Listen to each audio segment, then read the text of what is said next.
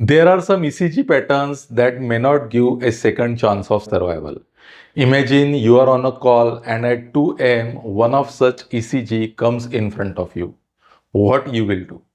Hello friends, today I am going to decode 5 such deadly ECG patterns where you have to act really very fast, otherwise you can lose your patient. So friends, let's start the video. So the first such deadly ECG pattern is of ST elevation myocardial infarction. How to detect it or what are the ECG clues? So this is ECG of anteroseptal MI. So the ECG clues are that you will see ST elevation in the involved territory, that is here in the leads of V1, V2, V3, V4, V5, and along with that there will also be reciprocal ST depression in the opposite leads. Here it is in the inferior leads like lead 2, lead 3 and lead AVF. So now why this pattern is dangerous? It is dangerous because it indicates acute occlusion of coronary artery, and if not treated in time, it can lead to irreversible myocardial damage and also to death of patient. How to manage it? You have to immediately activate the cath lab and take patient for angioplasty, or if this facility is not available, then you have to go for thrombolysis. What is an important tip here? An important tip here is that you have to see if the ST elevation corresponds to the involved coronary artery region. This is important to avoid the misdiagnosis and also to spot the culprit artery. So this was our first dangerous ECG pattern, that is ST elevation myocardial infarction. Now the second deadly ECG pattern is of ventricular tachycardia. How to recognize it? So this is an ECG of ventricular tachycardia. What are the important points? Important points here are that the QRS complex is wide, that is it is more than 120 milliseconds. Second, the rhythm is regular rhythm. And third, the rate is more than 100. So in this way, you recognize this ventricular tachycardia. So why this pattern is deadly? It is deadly because ventricular tachycardia can turn into ventricular fibrillation and cardiac arrest in no time. So how will you manage this patient? If the patient is hemodynamically stable, then you will give IV amiodarone, and if patient is hemodynamically unstable, then you will go for DC cardioversion. An important clinical tip here is that any unstable patient with wide complex tachycardia is ventricular tachycardia unless proven otherwise. So now the third deadly ECG pattern on our list is of complete heart block, which is also called as third degree heart block. So what are the ECG clues? So this is the ECG of a third degree heart block. What you can see here, you can see that the P waves are coming in their own pace and QRS complex are also coming in their own pace.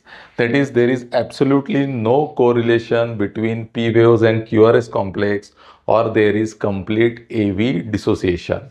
And second important thing is that the heart rate here is very slow, that is there is severe bradycardia.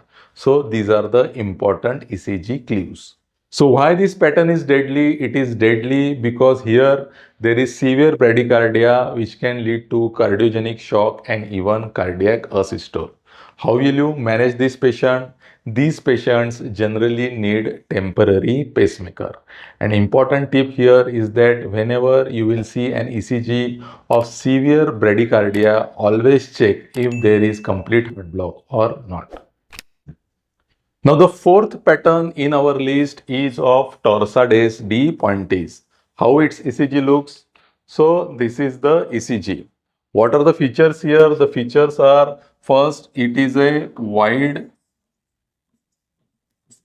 QRS complex tachycardia like ventricular tachycardia. But the difference is that here the QRS complexes are polymorphic, that is the size of the QRS complex is continuously changing. And these QRS complexes, they appear to be spinning around a baseline. And this type of pattern is often preceded by QT prolongation. So these are the important ECG clues. Now, why this pattern is deadly? It is deadly because it can easily turn into ventricular fibrillation. And how to manage it? The drug of choice here is IV magnesium. And what is the important clinical tip? The important clinical tip is that you have to think about the causes of QT prolongation, like certain drugs like macrolides or antipsychotic or antiarrhythmic, and certain electrolyte imbalances like hypokalemia or hypomagnesemia. Now the last but not the least is the sine wave ECG of hyperkalemia. So this is the ECG. Here what happens at potassium level of more than 8 to 9 milliequivalents per liter, the QRS complex and the T waves, they fuse and they form a sine wave pattern like this. Now, why this pattern is deadly? It is deadly because it can turn into either ventricular fibrillation or asystole. And how to manage it? The various drugs that can be used here are calcium gluconate, soda bicarbonate, insulin dextrose, and dialysis according to the severity of hyperkalemia. What is an important tip here? The important tip here is that the ECG changes, they often precede the changes in the blood levels. So this is an important tip. So in summary, these are the 5 ECG patterns that can be very deadly. So first is STEMI, and here the management you have to do is either coronary angioplasty, or if this facility is not available, then you have to go for thrombolysis. Then ventricular tachycardia. So here if the patient is hemodynamically stable, then you have to use IV amiodarone,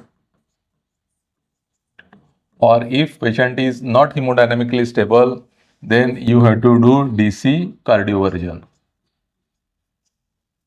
If the patient is of complete heart block, then you have to go for temporary pacemaker. In case of Torsades de Pointis, the drug of choice is IV magnesium. And in case of hyperkalemia, you can use various types of drugs like soda bicarb, IV calcium gluconate, insulin dextrose, or dialysis. So friends, these were the 5 ECG patterns where you have to act really quick, otherwise you will lose your patient. So friends, if you find today's video helpful, then do share with your friends and batchmates. And if you have come for the first time on this channel, then do subscribe this channel for more such clinical insights. So see you in the next video. Till then, thank you.